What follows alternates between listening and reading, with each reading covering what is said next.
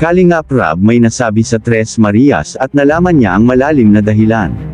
Oops, pero bago ang lahat, huwag kalimutang suportahan ang ama ng Kalingap, Kuya Val Santos Matubang, Ate Edna, Kalingap Rab at Jack Matubang, dahil sa kanila may Kalingap. Mga Kalingap, may mga salitang minsan ay hindi mo inaasahang maririnig, pero kaya nitong yumanig ng damdamin ng kahit sino. At ngayong araw, si Kalingap Rab mismo, may nasabi sa Tres Marias na ikinagulat ng lahat. Mga Kalingap, kamusta kayo? Isang panibagong usapan na naman ang ating bubuksan, at siguradong marami ang mapapaisip. Dahil ngayon, ang kwento ay umiikot tungkol sa Tres Marias, tatlong dalaga na malapit sa puso ni Kalingap Rab. Kung napapansin ninyo, nitong mga nakaraang araw, tila may kakaibang kinikilos ang tatlo. Hindi sila kasing sigla tulad ng dati. At dahil dito, napansin mismo ni Kalingap Rab. Hindi siya nakapagpigil at tinanong sila ng diretso. Bakit parang may bumabagabag sa inyo? Dito nagsimula ang tensyon. Hindi biro ang tanong na iyon, dahil ramdam ng lahat na may laman, may bigat.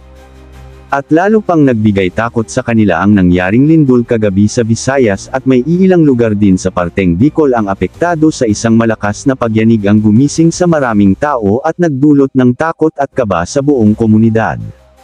At para sa Tres Marias, hindi lang ito basta lindol, parang binalik nito ang kanilang alaala sa mga panahong puno ng pangamba at paghihirap.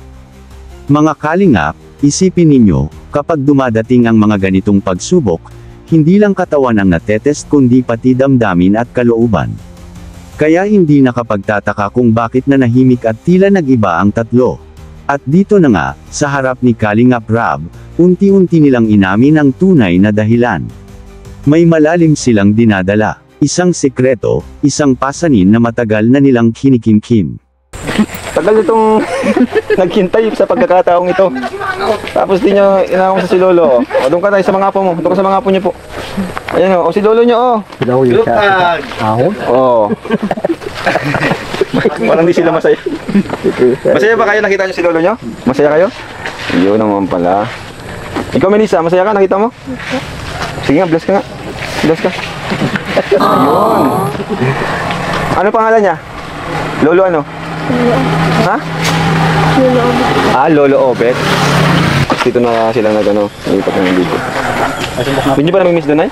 Bumalik doon? Hindi na po. Mabalik ko doon. Madali maalala doon. Ayun nga pala, yung namatay na rin. Saka pag bumalik kayo doon, sayang yung bahay na pinagawa ko. Hindi ko na iiwan. Kaya nga po pala kayo miss no, dahil sa masamang alaala. Hindi man nila direktang sinabi ang lahat, pero malinaw na ramdam ng lahat na mabigat ang kanilang pinagdadaanan. At dito makikita ang tunay na malasakit ni Kalingap Rab bilang leader, kuya, at kaibigan. Hindi niya sila hinusgahan. Hindi niya sila pinilit. Bagkus, buong puso niyang sinabi.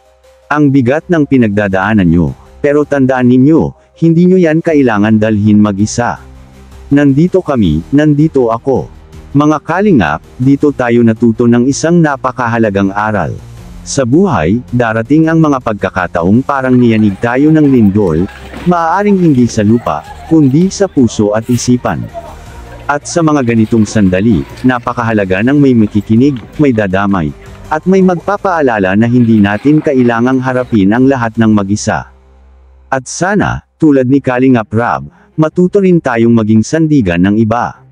Dahil minsan, sapat na ang pakikinig at pag-unawa para may mabigyan ng bagong lakas at pag-asa.